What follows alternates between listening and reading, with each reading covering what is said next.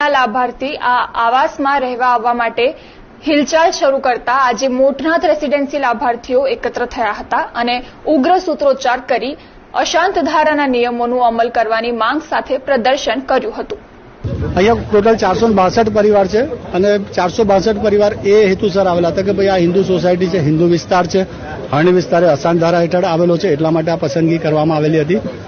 રહેવા આવ્યા પછી જ્યારે સોસાયટીના રહેવાસીઓને જાણ થાય છે કે ભાઈ આ સોસાયટીની અંદર એક વિધર્મીને મકાન ફાળવેલું છે કે ટાવરની અંદર, તો કે ટાવરના રહેવાસીઓ ભયભીત થઈ ગયા કે ભાઈ અમે તો હિન્દુ વિસ્તારમાં મકાન લીધું છે ને અત્યારે અમારી બાજુમાં અમારા પડોશમાં વિધર્મી રહેવા માટે આવવાના છે।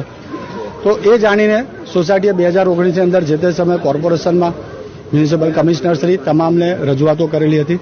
એમણે બાંયધરી આપેલી કે આ બાબતે અમે આગળ ઘટતું કરીશું અને આ મકાનને રદબાતલ અથવા તો અન્ય જગ્યાએ ફાળવણી કરીશું। એટલે સોસાયટીના રહેવાસીઓને એવું જ હતું કે ભાઈ હા આ મકાન રદબાતલ થઈ ગયેલું છે, પરંતુ છેલ્લા અઠવાડિયાથી એ પરિવાર વિધર્મી પરિવારની અવરજવર અહીંયા સોસાયટી ખાતે વધી ગઈ। એના મકાનમાં સામાન મૂકવા માટે, સાફ સફાઈ માટે આવવા લાગ્યો। કે ટાવરના રહેવાસીઓને ખબર પડી એટલે એમણે સોસાયટીને જાણ કરી કે ભાઈ આ પરિવાર આવે છે, હજુ મકાન કેન્સલ નથી થયેલું, અને એટલા માટે એમણે સોસાયટીના પ્રમુખને એટલે કે મને અને કમિટીને ઉદ્દેશીને લેટર લખ્યો કે ભાઈ આ બાબતે ઘટતું કરશો।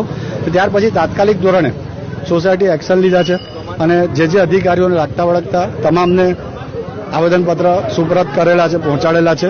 સમાચારોના સતત અપડેટ માટે TNN ન્યૂઝને YouTube પર સબસ્ક્રાઇબ કરી બેલ આઇકોન પ્રેસ કરો અને અમારી સાથે જોડાયેલા રહો ફેસબુક, ઇન્સ્ટાગ્રામ અને ટ્વિટર ઉપર। કેમ આવે એક જ ઘર મુસલમાનનું, આમાં મુસલમાનનો એરિયો થોડો છે, આપણો આખો હિન્દુનો એરિયો છે, તો એક જ મુસ્લિમ લાભાર્થી કઈ આવાસ યોજના છે, કેટલા લોકો અહીં રહે છે અને આજે જે વિરોધ કરી રહ્યા છો શું કારણ છે?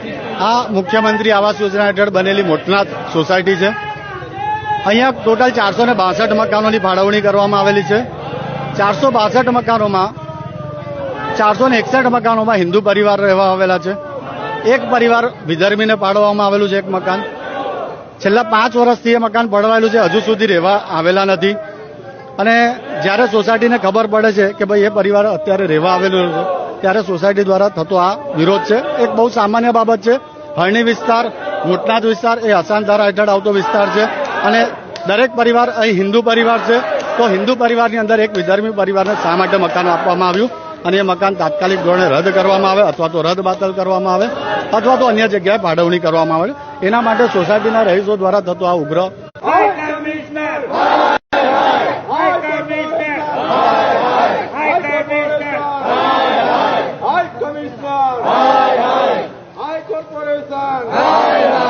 તો કોર્પોરેશન તંત્ર વિરુદ્ધ સૂત્રોચ્ચાર થઈ રહ્યા છે, સાથે જ અશાંત ધારાનો અમલ કરો।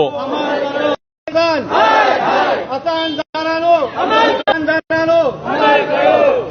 શ્રી રામ, જય શ્રી રામ, જય શ્રી રામ, જય શ્રી રામ, જય શ્રી રામ, જય શ્રી રામ, જય શ્રી રામ। તો આપણે અન્ય લાભાર્થીઓ સાથે વાત કરીશું અને જાણીશું તેમનો આ બાબતે શું વિરોધ છે, શું કહેશો?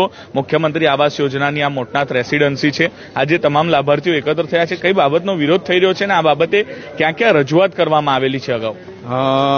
હું મોટનાથ રેસીડન્સીમાં રહું છું। અહીંયા લગભગ 462 જેવા મકાનો ફાળવવામાં આવે છે।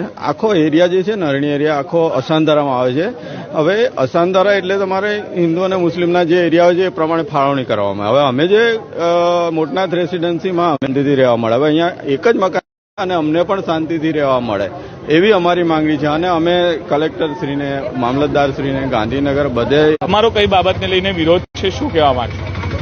અમારો વિરોધ એટલો જ છે કે જો એક જ મકાન એવું હોય તો એમને એમના એરિયામાં ટ્રાન્સફર કરી આપવામાં આવે અને એ પણ શાંતિથી રહી શકે।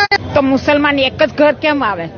એક જ ઘર મુસલમાનનું, આમાં મુસલમાનનો એરિયો થોડો છે, આપણો આખો હિન્દુનો એરિયો છે, તો એક જ મુસ્લિમ લાભાર્થી અતુલભાઈ કે ટાવરમાં એક મકાન ફળવાયું છે, તંત્રએ આ મકાન ફાળવ્યું છે, ત્યારે લોકો તેનો વિરોધ કરી રહ્યા છે, કઈ રીતથી જુઓ છો? વડોદરા મહાનગરપાલિકા દ્વારા હરણી વિસ્તારમાં નગરસેવકો હોય, ધારાસભ્યો હોય અને સાંસદનો ઘેરાવો કરીને આ મકાન રદ થાય તેવા પ્રયાસ અમે કરીશું।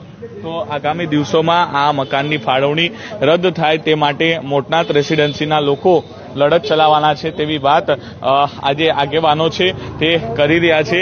આપ જોઈ શકો છો કે આ મોટનાથ રેસીડેન્સી છે, મુખ્યમંત્રી આવાસ યોજના અંતર્ગત બનાવવામાં આવેલા આ મકાનો છે। 462 જેટલા મકાનો એટલે કે 462 જેટલા આવાસો અહીં બનાવવામાં આવ્યા છે, પરંતુ આ 462 આવાસો પૈકી 461 આવાસો ક્યાંક જે એક કોમને આપવામાં આવ્યા છે ને એક મકાન લઘુમતી કોમને આપવામાં આવ્યું છે। તેના વિરોધ